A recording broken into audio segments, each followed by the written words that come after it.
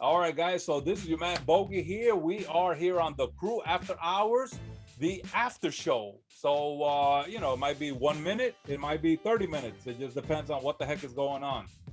So O.M.B, yo, thanks a lot for joining us here on this episode 9, man. I appreciate it, man. Thank you for having me. As I said, a lot of fun.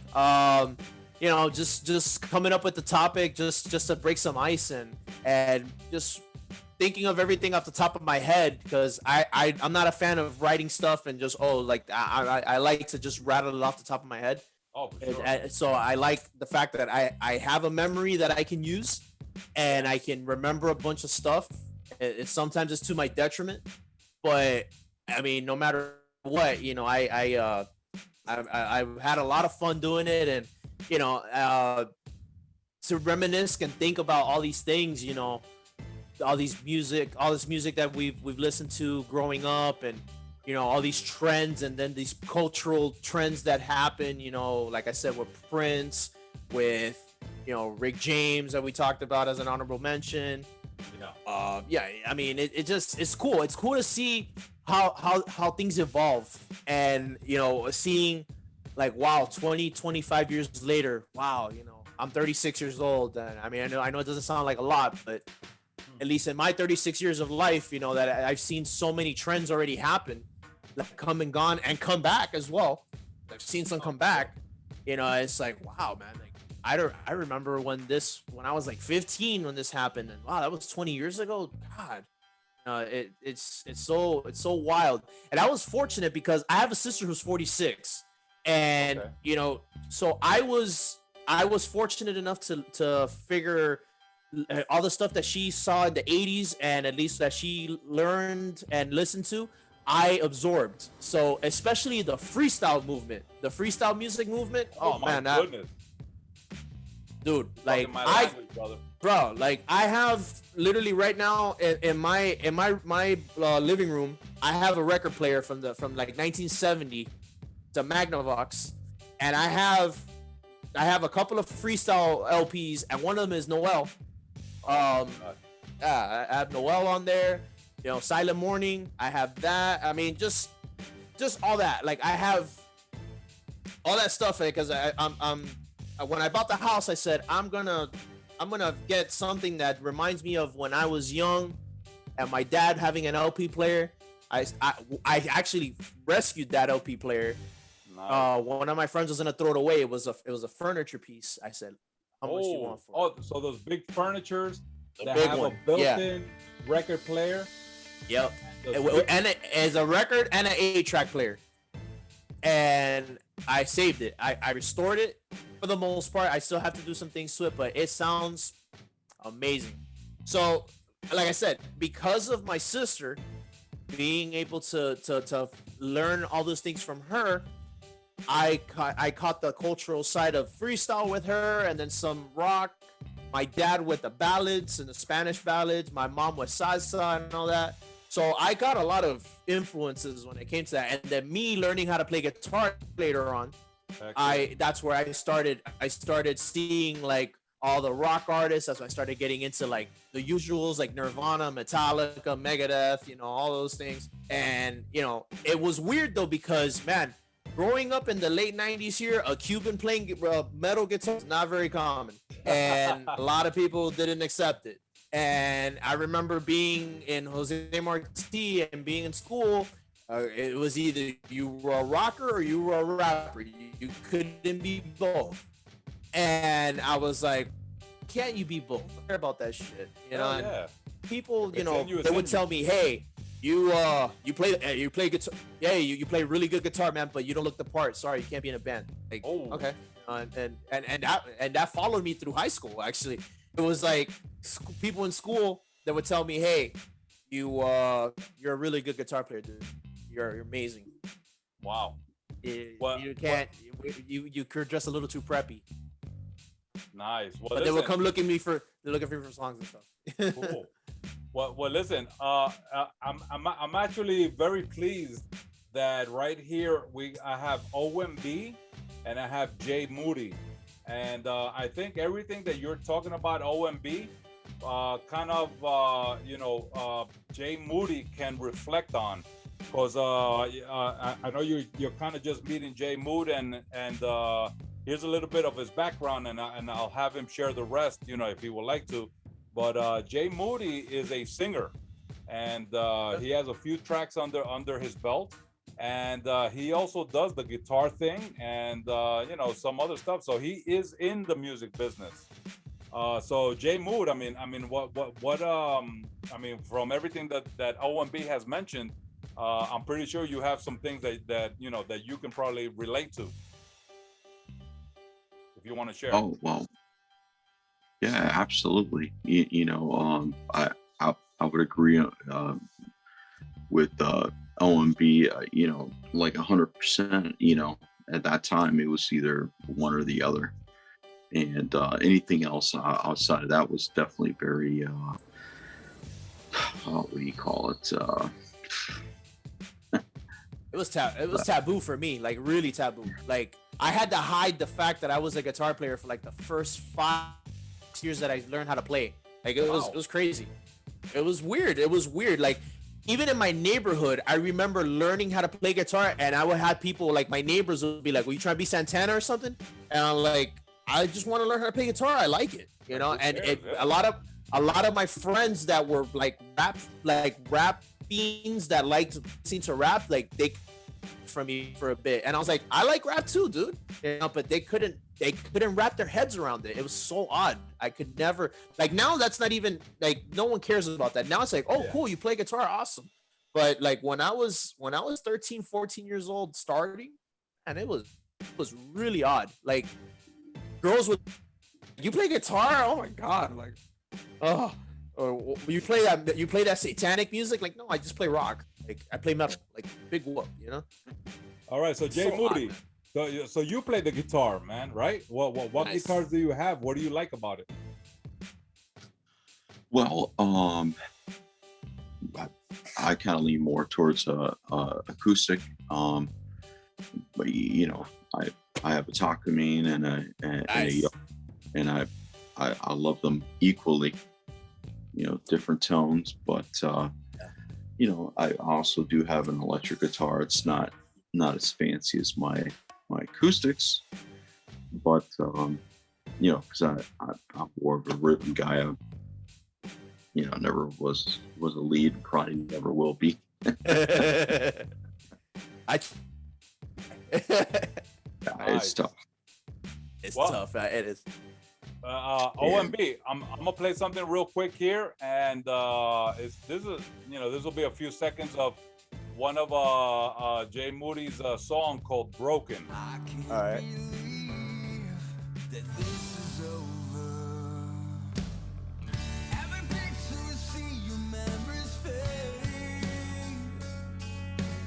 Hey. Yeah.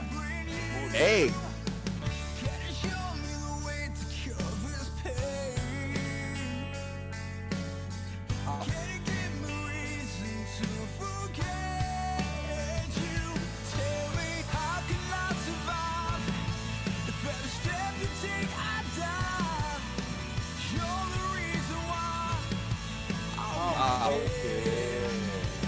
Yeah.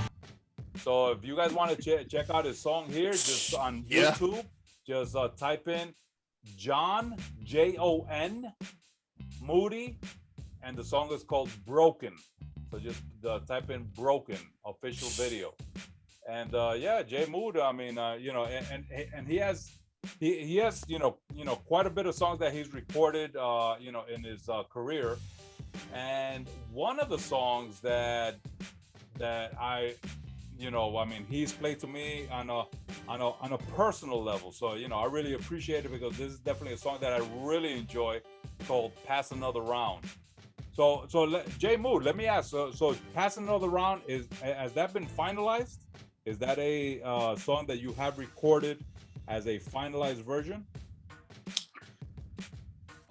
I was starting to do that song in New York, and then I think as a collective, because I have another writer that helped me do a large portion of the lyrics for that, which actually was Angie K. Yes. And we're to Alejandro. So yes, that will be finalized soon, because I think we need a very Nashville tone for that. Okay.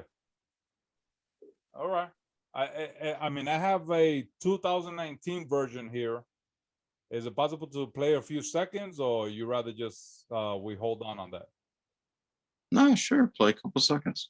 All right. So let me kind of, I'll just put it towards the middle, see where we fall on. And let me just mention this. Passing another round is just, basically, it's anyway, my interpretation. So I'm not going to talk for JMoody, but one of the reasons, I mean, he's played this song for me for like the past 5 years. I've been blessed that, when I've come to visit him, he's one of my best friends. He'll go ahead and grab the guitar, and I'll ask him, yo, play for me, pass another round. And it's just I feel giddy all over. Now, no homo, nothing like that. But I just, I just love hearing him, singing that live to me. And, pass another round is, basically, you're at a bar, is about drinking. And, you're hanging out with your boy, and it's like, yo, pass another round, man. Let's go ahead and, get this thing going. This is one of our connections. Yeah. So I'm gonna go ahead and hit play here just for a little bit, and hopefully you guys get a gist of what this is about before the actual version, the official version, comes out. Just start again. This is our year to be.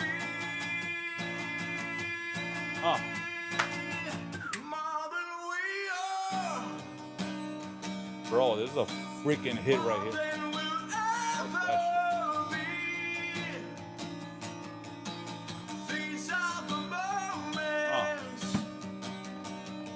Now I know whatever the original version is gonna be, it might be a little different, but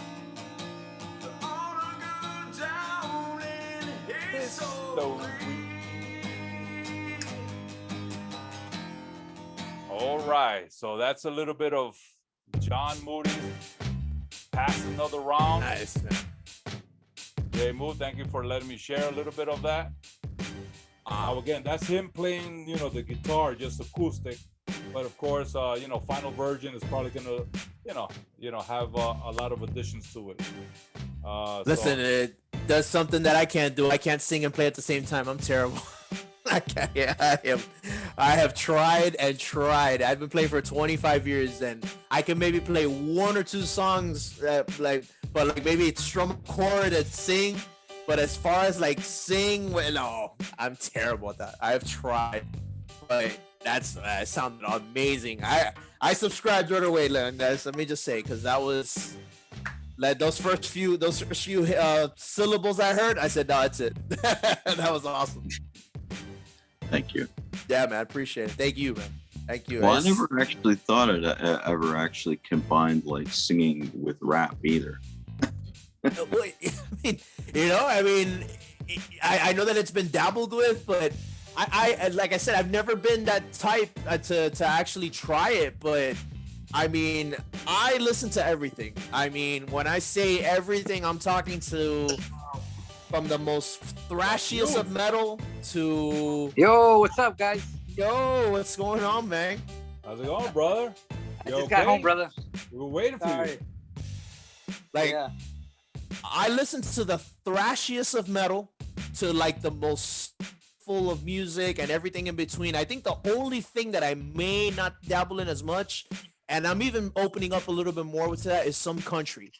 Some country music, I used to be like adamant of like, no, I can't handle this. Because it was like, I'm driving my truck, I'm getting drunk, kind of deal. I just couldn't, into that. But as time has passed, there's been other guys like Blake Shelton, Zach Brown bands. I've been listening to some of these. I'm like, I can get into this. And so it's broadened my horizons a little bit more. And, I would definitely say that me learning how to play guitar definitely maybe appreciate other aspects of music that I probably wouldn't have appreciated had I not taken guitar up. So I'm very grateful that I begged my dad when I was 13. Like I begged him, like, Dad, I want to know how to play guitar. Like, let me buy me a guitar, buy me a guitar. And after 2 months, he finally just flipped and said, "All right, fine." No joda. Yeah, no joda. And like that, like the Cuban side went crazy. Yeah. And he took me to, but Bogy, you might remember this, over on 60th. And there was this place called La Colonial, which basically sold the best aguacates that there were, like the best avocados you can get. Across the street, there was a music store called Music Magic, which has long since left. They're no longer around. And my dad had a budget of $150, and he got me I'll never forget this. He got me a Fender Telecaster copy of the Vantage guitar. It was a Japanese guitar, and that thing was heavier than me. Wow. And from there, I had that guitar for 5 years, and I played the crap out of it. And my grandparents were like going crazy. They're like, "Turn that amp down." That I would play at night sometimes, like with the volume at like 1, and even then it was still loud. My grandma would come in, "It's too loud. Que baje esa mierda." Oh, baja esa canción, por favor. It was crazy, man. Oh my God. I learned and cut my fingers and just, man, I could. The cool thing is that I know how to play by ear, so I can transcribe by ear and just kind of be like, after a few times, like, okay, yeah, I think I could get this, and just sit there and learn it. You know, it fun, man. I love it. And without music, for me, like, you know, I can't tell you, like, I mean, hey, cool guitars here. I got little Alvarez A600. They don't make these anymore. Little scoop right here. I mean, just little things I have here. I have that, and I got also this Charvel right here. Charvel. Yeah, it's a Desolation Star. Wow. PS1. Oh my gosh, yeah. Hey, you can definitely poke somebody's eye with that. Yeah, I can. You got to be careful with that, because this thing will definitely hurt someone. And and then I also have, this one is actually, I will never sell this one, because this one I brought from Japan when I was stationed in the Navy. RG. This thing has traveled the world. When I say the world, it has gone 10,000 miles and back. It's beat up. It is absolutely distraught. But you know what? I don't care. This is never leaving me, because this thing, when it was brand new, butter. How many guitars in total do you have? Right now I have 5. At one point I had 12. And then unfortunately I had to make the decision, but you know what? It was the best decision in the world, because I ended up being in this house. What ended up happening, I think I told you the story when we were doing the whole Gamers Addict thing. I actually found this house, and I used my VA loan. But when I did the VA loan, they didn't disclose to me that you couldn't do both. You could do either the no money down, or that they'll pay your closing costs. I chose the no money down, because the no money down was like a lot to be able to save up on that. So when the closing time came, they said, "Hey, we're getting ready to close. Everything's good to go.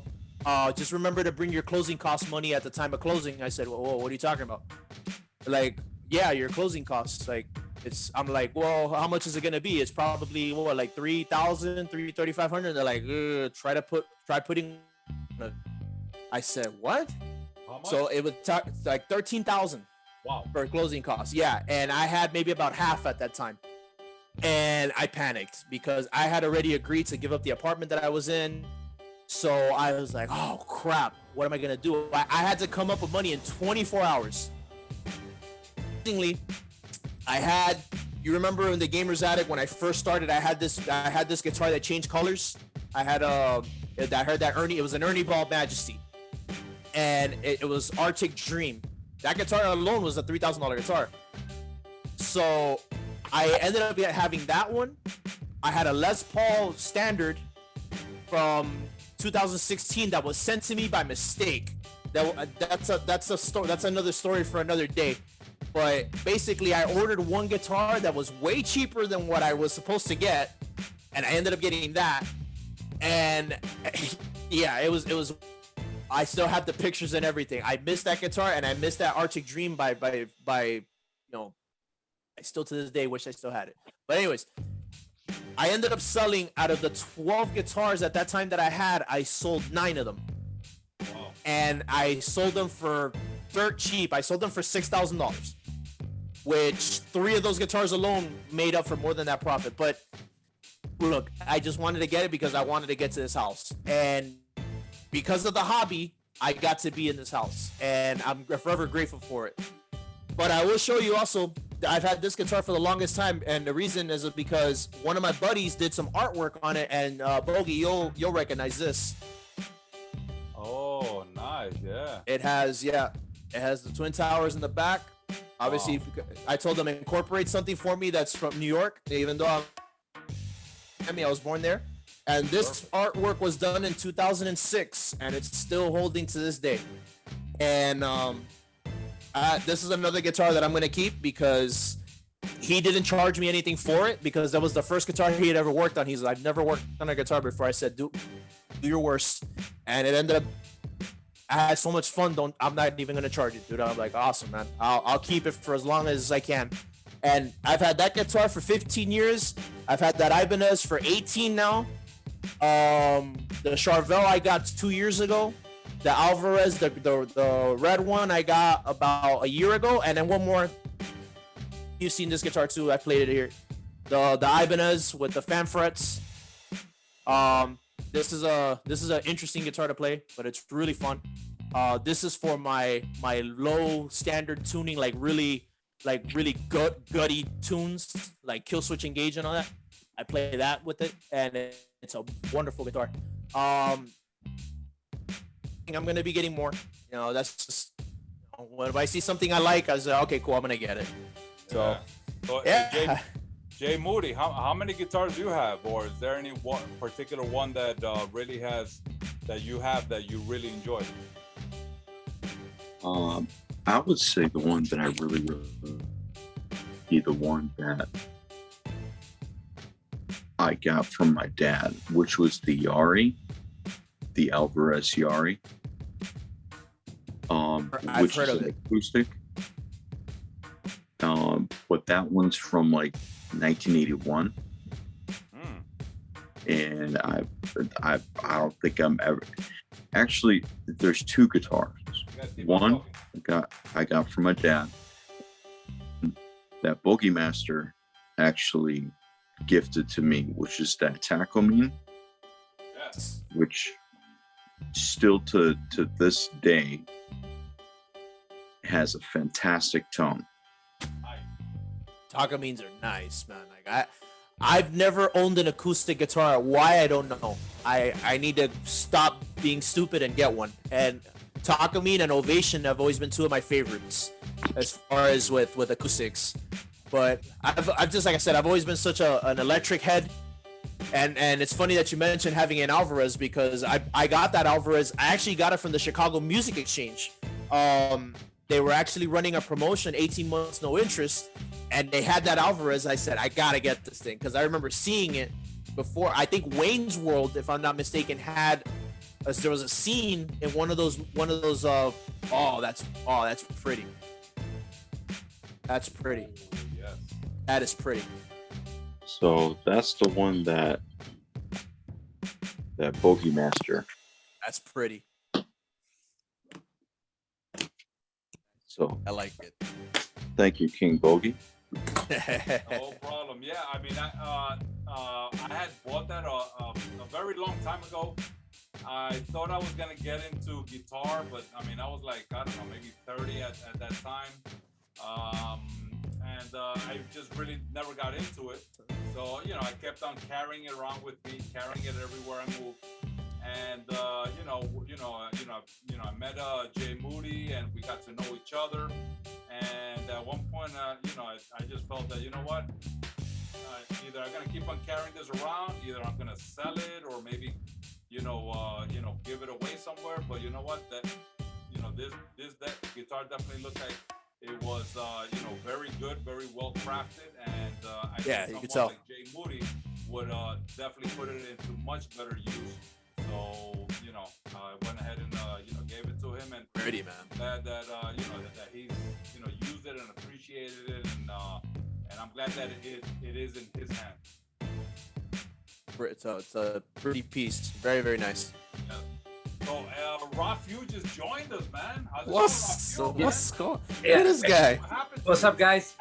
Hey, it's interesting that you guys are talking about guitars because I have a story to tell about a guitar also. When I was 13 years old, it was back in the 80s, and I was very into rock, metal, and I loved the electric guitar. So Nice. for my 13th birthday, my mom bought me an acoustic guitar, but I was so into the electric guitar that she bought me the acoustic guitar, because you gotta start with the acoustic guitar. But I didn't care for the acoustic guitar, so she gave it to me for my birthday. I took pictures with it, and I never touched the guitar. I never touched the acoustic guitar, and I think she ended up selling it off. But I was such a metalhead. I just wanted to rock, and I wanted the electric guitar, but I never appreciated the acoustic guitar. But Yeah. So it's funny because it's funny you say that, because I remember feeling that pressure because I was adamant I want an electric guitar, and my dad was one of those like, oh, you should learn with an acoustic first. And honestly, that doesn't matter. It doesn't matter. They claim that yes, you playing with an acoustic guitar having a thicker neck, yeah, of course, when you learn how to play like that, when you go to an electric guitar having a thinner neck, yeah, you fly around. But that doesn't really matter. And I figured that out. But it's funny that you say that because, man, I had so much pressure around me for that. You need to learn with an acoustic first. Why are you learning how to play rock? Why are you doing this? Why are you doing that? that's what my mom told me. Yeah, it sucked. I remember so for me, the 13 years old in 98, like I said, it was like a big issue, man. So like I had to fight through that. So I get you. The only thing was that when I got my guitar, I didn't stop. I just kept on and on and on and on and on. And finally, after a while, like my parents were like, wow, he's serious about this. I think he really wants to learn how to play. And I just never stopped. When I went to the military, I bought that Ibanez that I showed you guys, the blue one. And I would play. There you go.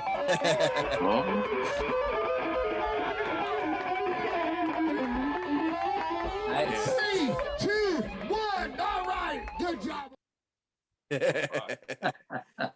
Sounds like early beginnings. At least you learn how to play, though.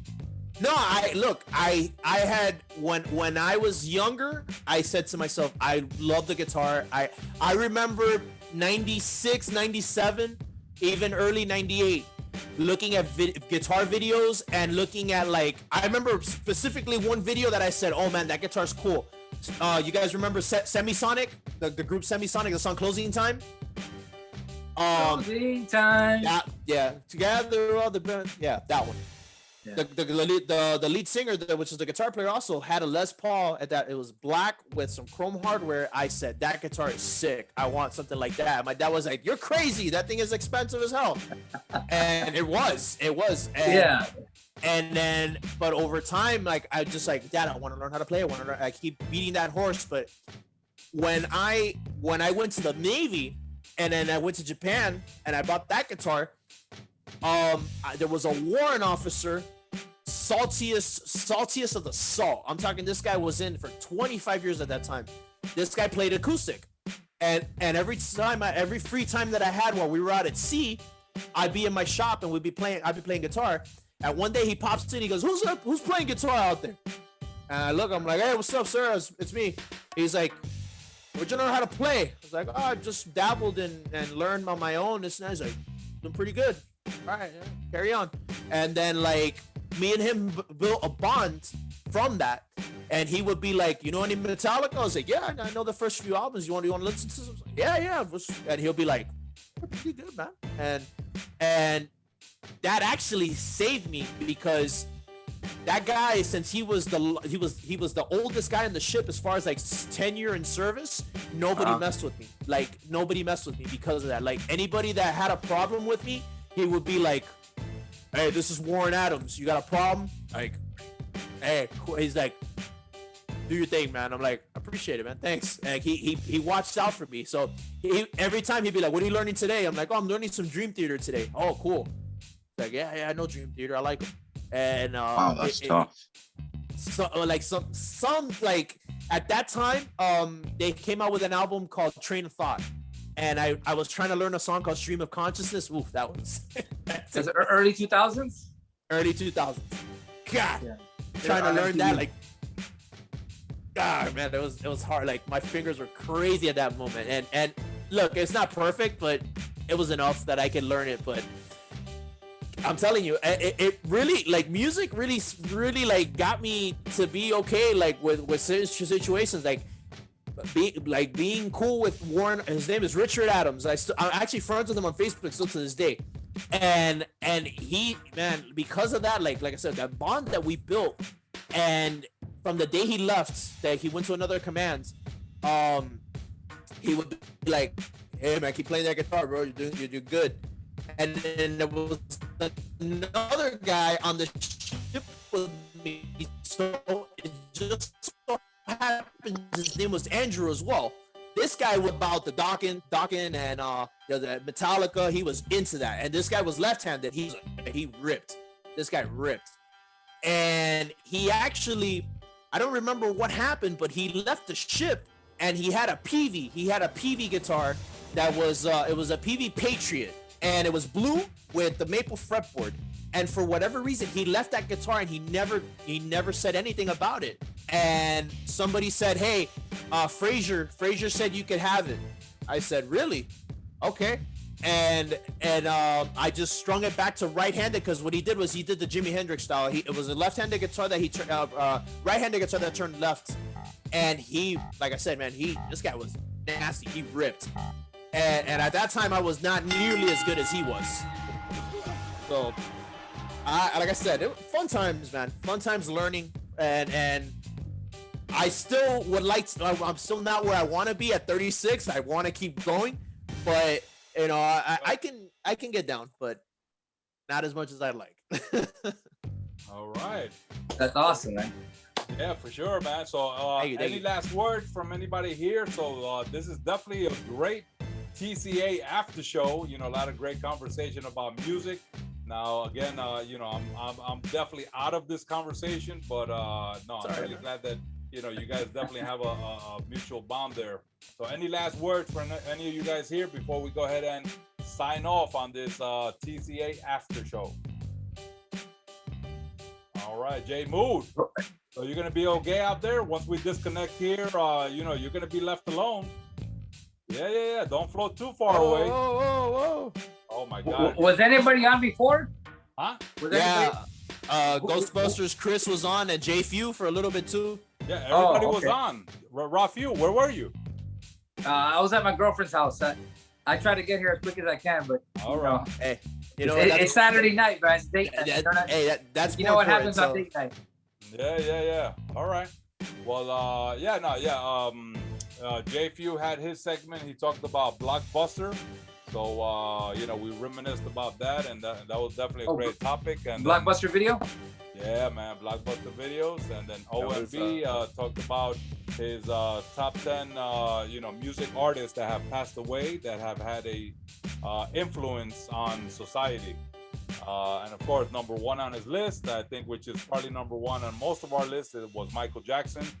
So yeah, that was definitely a great topic there that O.M.B. brought to us. So, all right, guys. So we're gonna go ahead and finish off this night. Is 12:12 in the morning a.m. But you know, I'm glad everybody got here and got on, and we've definitely had a few great episodes and topics here for this season 1 of episode number 9. All right. So thanks a lot, JMoody in the house for joining us. RaFEW. All right. So thanks. I'm glad to join you guys, man. For the next episode, it'll be 2 weeks, bro. So go ahead and make whatever adjustments you need. And then O.M.B., thank you for being our special guest here on this particular episode, and you know, bringing the information and the conversation that you did, man. I really, really enjoyed it, man. So really, Thank you, man. coming on, man. Appreciate you guys having that's me. interesting. That's interesting that you wanted to learn the electric guitar before the acoustic, because I thought it was just me. Well, I'll tell you, like, real quick before we go, like, I have a big appreciation for the acoustic music, especially the Spanish, like, flamenco type guitar, like Paco de Lucia, Andres Segovia, and like Al Di Meola. I have mad respect for those guys. Like, Paco de Lucia was like probably my favorite Spanish guitar player of all time. Like, this guy, my dad actually, he goes, "You want to hear some real guitar music? Listen to this." I said, okay. I was like, okay, I don't care. So he gave me a Paco de Lucia CD, and I remember listening to, like, I forgot the name of the song, but man, it is like, this guy does things on an acoustic guitar that should have been impossible. And you know, he's passed away since already. He's passed away, like, it's been a couple of years. But that man, like, left an imprint on me as far as, like, I have a newfound appreciation for Spanish guitar, for flamenco music. Like, bro, like, that guy left me, like, I couldn't believe it. Like I said, this is amazing. Amazing. So I love acoustic, but it's just I love shredding. I'm not gonna lie, I'm a shredder. They probably like Eddie Van Halen. That was my number. That was the number 2 person that I talked about before Michael Jackson. I love Eddie. Eddie, you know, it passed away recently, unfortunately, but like, he was one of the reasons. They made a song together. Beat It. Song Beat It. Yeah, With Michael Jackson with Eddie Van Halen. Yep. Talk about two geniuses joining forces right there. And what I was telling them that Eddie didn't want to be completely attached to that song. He just wanted to say, hey, look, I did the solo, but that was not my song. Like, that's Michael Jackson's song. I just contributed to this, but he didn't want his legacy to be Beat It. You know, so he, you know, bad respect to him for that, because he carved his own path. He was already known before that, but he was exactly. He was already known, but like, he took off. All yeah, right. when you said shredding, that's Eddie Van Halen right there. No question. All right, gentlemen. So we're gonna go ahead and finish out this topic, because I think with the amount of experience here, we could probably talk about for hours and days. But we have to end it at a certain point. But we can definitely pick up on this topic again one day. So there's definitely a conversation that we can have as a part 2. All right, gentlemen. So thank you guys so much for joining us here. And again, this particular recording is for the CREW After Hours after show, and we definitely had a great segment here on this after show, which was not planned at all, unscripted, and it was just generic. So thank you guys so much for joining us. This is your man Bogy, ending this season 1, episode 9 of the CREW After Hours. And remember, check us out on YouTube. Just go ahead and put in the keywords, type in the CREW After Hours. On Facebook, just go ahead and type in the facebook.com/the CREW After Hours, and leave your comments and click on your likes and subscribe. So join us here every 2 weeks. We're gonna be doing a new episode, and you never know what that might be. So this is your man Bogy here, signing off and saying, "Nuff said."